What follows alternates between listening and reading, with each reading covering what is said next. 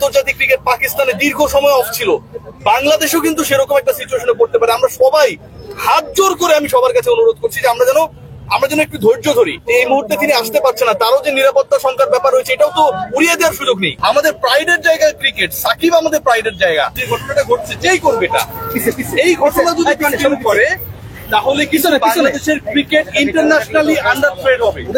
বাংলাদেশের ক্রিকেট যদি আন্তর্জাতিকভাবে থ্রেটে যায়, দক্ষিণ আফ্রিকা যদি আল্লাহ না করুক কোনো কারণে ইফ দ্য ফিল যে তারা সিকিউর না, তারা যদি এখান থেকে চলে যাওয়ার চিন্তা করে, এটা কিন্তু বাংলাদেশের জন্য একটা বিশাল ক্ষতির অবস্থা তৈরি করবে। বাংলাদেশের ক্রিকেট নিয়ে একটা ক্ষতির অবস্থা তৈরি করবে।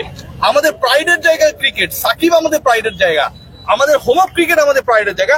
সো ওই জায়গাটা যদি কোনো কারণে ক্ষতিগ্রস্ত হয়, আমাদের কারণে, আমাদের ভাইদের কারণে, সে পক্ষে হোক বিপক্ষে যেটাই হোক দেখো, মারামারি সহিংসতা এগুলো তো সমাধান না। সেটা যদি হয় তাহলে কিন্তু আমরা একটা বড় ধরনের বিপদে পড়বো। আন্তর্জাতিক ক্রিকেট পাকিস্তানে দীর্ঘ সময় অফ ছিল, বাংলাদেশও কিন্তু সেরকম একটা সিচুয়েশনে পড়তে পারে। আমরা সবাই হাত জোর করে আমি সবার কাছে অনুরোধ করছি যে আমরা যেন একটু ধৈর্য ধরি। সাকিব আল হাসান যেন বাংলাদেশে এসেই তার শেষ টেস্ট খেলতে পারে, মিরপুরে এখন না হোক, 6 মাস পরে হোক, 3 মাস পরে হোক, সেই চেষ্টাটা যেন বিসিবি এবং সরকার করে। এবং আমরাও যেন ধৈর্য ধরি। এই মুহূর্তে তিনি আসতে পারছে না, তারও যে নিরাপত্তা সংকট ব্যাপার রয়েছে এটাও তো উড়িয়ে দেওয়ার সুযোগ নেই। সেটার কারণেও যেন এমন কোন পরিস্থিতি তৈরি না হয় যে সাকিব কেন্দ্রিক একটা বিশেষ অংশের একটা বড় ধরনের ঘৃণা তৈরি হলো, একটা বিশেষ অংশ অনেক বেশি তার উপর খেপে গেলেন।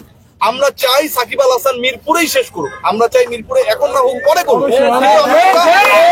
চাই আমাদের সবার, আমি সবার পক্ষ থেকে আমি আপনাদেরকে বলতে চাই যে আমরা চাই মিরপুরে কোনো সহিংস পরিস্থিতি তৈরি না হোক। আপনারা কি একমত? আমরা চাই মিরপুরটা খেলার জায়গা থাকুক। এই মিরপুরেই কোনো একটা সময়, এখন না হোক, 2 মাস পরে, 5 মাস পরে আমাদের সাকিব আল হাসান যেন প্রপারলি খেলতে পারে, সেই পরিবেশ আমরা তৈরি করার চেষ্টা করি। আমাদের ক্রিকেটার সাকিবকে নিয়ে কোনো ধরনের বিতর্কের সুযোগ নেই এবং সেই বিতর্ক আমরা কেউ করতেও চাই না। সংবাদ, ফিচার ও অনুষ্ঠানের জন্য ভিজিট করুন সংবাদ প্রকাশের ওয়েবসাইট এবং যুক্ত থাকুন ফেসবুক পেজ ও ইউটিউব চ্যানেলের সঙ্গে।